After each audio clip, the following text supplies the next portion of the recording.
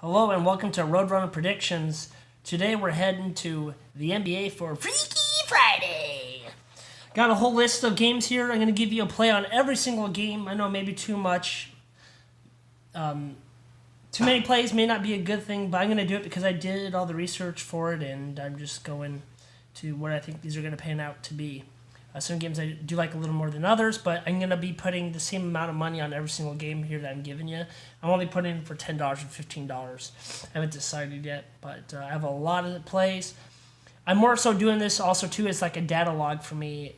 If I am going to be testing out one of my theories as well on this, because yesterday I had a contradicting theory. I had two, and when they mesh like that, I always write down to see which theory overpowered the other. And it was in the NBA game, the final game. I had, I thought I was on the wrong side of it, so I ended up losing that one. But I still did good. I hit, what did I hit?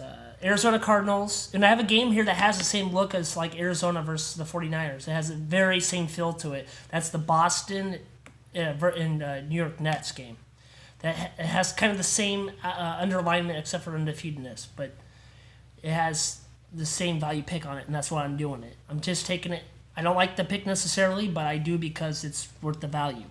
So let me go ahead and just get into it and break down some of the games real quick. I have a play on Indiana Pacers -7, and I like the over. So we're going to go ahead and take that and lock that bad boy in.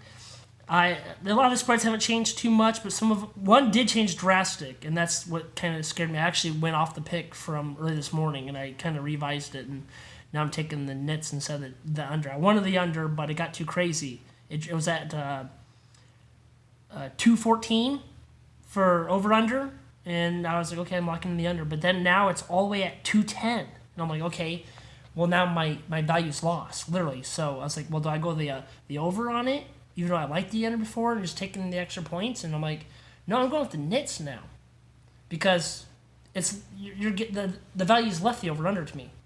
So I'm like, well, now I'm getting so everyone's starting to think this game's going to be more congested. I'm like, and I'm getting 10.5 points a congested game. I'll take it.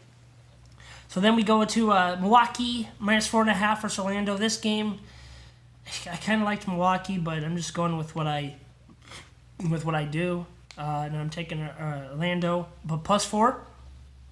And then the next in Boston game, like I said, it's just a really weird feel for it. But I'm going with New York Nets, taking 10.5 points. And I told you about that over-under spread, which kind of annoys me, but it is what it is. That's what sucks about getting in late on some of the games. Usually, most of the time, I can tell what direction the game's going to go. And I like to wait or take the bet and lock it in. It depends on what it is. But I also like to see how it moves to help me confirm or go against the grain of, okay, maybe I'm looking at this the wrong way. And so it's kind of like confirmation and technical analysis and stock trading. So then we go to Detroit versus Chicago. Over-unders 216. Guys, I like Chicago -3.5 here. It's pretty enticing. It's like, okay, Pistons looking like they want some love. Chicago is playing pretty good basketball right now, and I'm digging it, and I'm locking in those Bulls at 3.5. I thought that spread would change a bit too, and it didn't. So I was like, maybe there's something to it, but we'll find out at the end, won't we? I have Los Angeles Lakers and Dallas at 216.5 over-under. Lal is -1.5.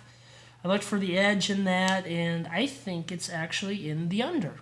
You got two teams going to jam it. Let's use the word congestion again, and I'll just take it. I'm going to take the under on that game. What is that? 216.5. Let's go into the Utah Jazz, and then the Sacramento Kings. Utah's favored 5. And Sacramento over-under is 213.5. What a weird difference if you add the points per game and points against, or scored against these two teams. If you were to take the difference in the two value, it's almost 10 points, and that is crazy. Anytime you see these crazy skews, you're like, okay, what's going on here? What angle are people going to approach this at for over under? And it's like, has the spread changed too crazy? And it hasn't. So it's like, for the over under, I'm like, so where's the value in that? And we actually like, in this game, we're actually going with the over at 215.5, guys. We're going to take it. And then we come to our last game, the evening game, San Antonio, -7, going against injured Golden State Warriors. The spread changed to 6.5. And this is it for me. It's like, okay, I kind of like the under. But then you look at the consensus and everything, and everyone's kind of on the under. I'm like, okay, so do you take a 3-1 team at -7, or do you go with the 1-3 team at home at one of the best atmospheres in the NBA? And I'm like, I'm going to go just take points and go with the atmosphere and hype, and I think Golden State will win by, keep it within 3, maybe even win by 3. So I'm like, okay, I'm just going to go with Golden State, 6.5, and I'm going to go with that. So there's a breakdown of all the NBA games tonight. Tonight I'm going to be doing some college football breakdown. I already have some leans, and I've been recruiting the data for that for the last few days, and there's some good games. And there's a couple that I really like the edge on. And I finally am starting to turn around to football. I'm getting a little bit closer, but I think it's because most of my theories and stuff goes to conference play. Non-conference in early in the season, it seems like it's kind of easier just to watch the games, kind of throw the technical analysis out the window and just say, you know what? This team did this, and they run the ball. Yeah, and we're good against the run, and you just go from there. And you just take points and take values, and it's like it's easier, and more people win, it looks like, in the first 4 weeks or so, 5 weeks. Week 6 is death week. That's when things start to go out the window. That's when you get your first crazy roll-up sets. And, of course, I think we were on week 7 this year when it finally actually blew open. But